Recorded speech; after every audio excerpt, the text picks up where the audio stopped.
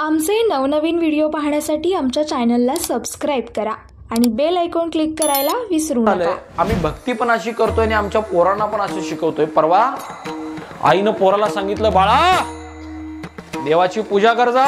आईनं पोरग्याला सांगितलं, बाळा जा देवाची पूजा करून ये जा। सो पोरगा आईनं सांगितलंय म्हणून देवाची पूजा करायला गेलं। देवाची पूजा करत होतं, समोर बाजूला एका ठिकाणी चपात्या ठेवल्या होत्या। इकडे देवाची पूजा पोरग करत होतं, निम्म लक्ष चपातीकडे जात होतं। निम्म लक्ष देवाच्या पूजेकडे, निम्म लक्ष चपातीकडे। देवाची पूजा करत असताना चपातीला एका कुत्र्यानं तोंड लावलं आणि जसं चपातीला कुत्र्यानं तोंड लावलं तसं आमचं पोरग देव पूजा करत होतं। पोरग्यानं देव फेकून कुत्र्याला मारलं। म्हणजे त्यातलं गमकच आम्हाला कळालं नाही। आम्ही आमच्या पोरांना का देवाची पूजा करायची असते सांगितलं पाहिजे। मी नेहमी सांगतो, शाळेमध्ये शिकवला जाणारा तो न्यूटनचा लॉ, पायथागोरसचा सिद्धांत पोरांना शाळेच्या प्रश्नपत्रिकेमध्ये तारेल, पण पोरांना जर आयुष्याच्या प्रश्नपत्रिकेमध्ये जर तारायचं असेल तर माऊलींची ज्ञानेश्वरी आणि जगद्गुरु तुकाराम महाराजांची गाथा पोरांना शिकवल्याशिवाय दुसरा पर्याय नाही। हे पोरांना विचार आम्ही दिले पाहिजे, हा वारसा आम्ही आमच्या पोरांना दिला पाहिजे।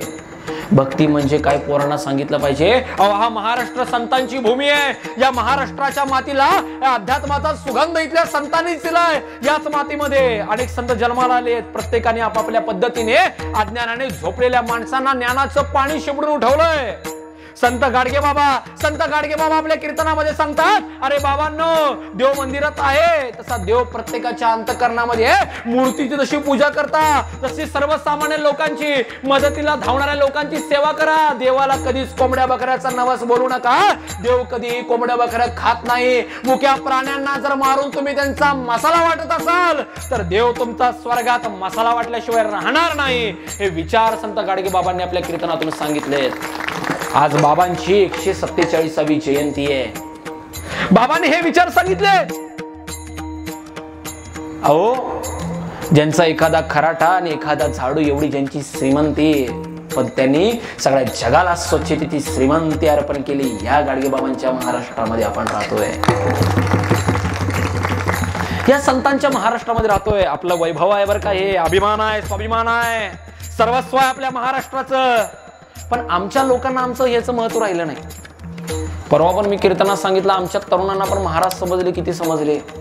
आज तुम्हाला आम्हाला पण महाराज समजले, शिवाजी महाराज समजले, किती समजले। उदाहरण दाखवू का तुम्हाला? आज एवढी संख्या इथं जमून आहे। मी म्हणतो तेवढंच म्हणायचं, मला तुमचा आवाज बघायचा। किती म्हणणार? किती म्हणणार?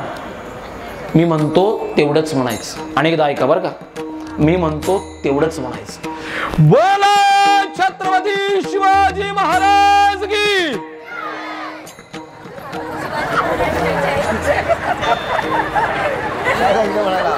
किती वेळा सांगितलं होतं मी एकदा सोडून 3 वेळा सांगितलं होतं, मी म्हणतो तेवढंच म्हणा। मी म्हटलं होतं छत्रपती शिवाजी महाराज की, मी जे म्हणलं सांगितलंच नव्हतं। म्हणजे आमचं कसं झालंय, तुम्ही चला पुढं, आम्ही हाय मागणं, ही प्रवृत्ती बदलली पाहिजे आमची। अहो, शिवाजी महाराज, संभाजी महाराज, माऊली ज्ञानेश्वर महाराज, जगद्गुरु तुकाराम महाराज वैभव आहे आपल्या महाराष्ट्राचं। अहो, माऊली ज्ञानेश्वर महाराज, ज्ञानेश्वरी एवढी आघात आहे ना, एवढी महिमा तिची आहे ना। माझ्या माऊलींनी ज्ञानेश्वर लिहिली, आईच्या अंतःकरणातून लिहिली बरं का, आईच्या मायेने लिहिली। एखाद्या आईला 2 पोरं असावीत। पहिलं पोरग आईला माहिती असतं माझं पहिलं पोरग हुशार आहे, पण दुसरं पोरग माझं खट्याळ आहे। पण ती आई जे पहिलं पोरग हुशार आहे ना, त्या पोरग्याकडे दुर्लक्ष करते, पण जे पोरग खट्याळ आहे त्या पोरग्याच्या मागे लागते। का? माझं पहिलं पोरग चांगला आहे ते कसंही घडेल, पण खट्याळ पोरग्याला मला घडवलं पाहिजे।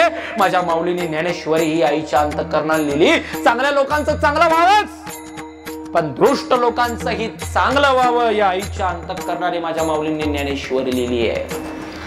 आणि एवढं वैभव आहे ना आपल्या महाराष्ट्राचं की एखादी आई भल्या मोठ्या समारंभाला जावी त्या समारंभामध्ये पंचपक्वानाचं ताट आईच्या समोर यावं आणि आईला आपल्या लेकराची आठवण व्हावी, आईच्या लक्षामध्ये यावं की हे पंचपक्वानाचं ताट आजपर्यंत मी कधी बघितलं नाही. खायची बात तर दूर, तर ती आई भल्या मोठ्या समारंभातून ते पंचपक्वानाचं ताट आपल्या पदराच्या खालून आपल्या लेकराला खायला घेऊन येते. तसं माऊली ज्ञानेश्वर महाराजांनी, जगद्गुरु तुकाराम महाराजांनी देवाच्या दरबारातून माऊलींची ज्ञानेश्वरी जगद्गुरु तुकाराम महाराजांची गाथा तुमच्या आमच्यासाठी घेऊन आलेले पंचपक्वानाचं ताट आहे, एवढं लक्षात ठेवा.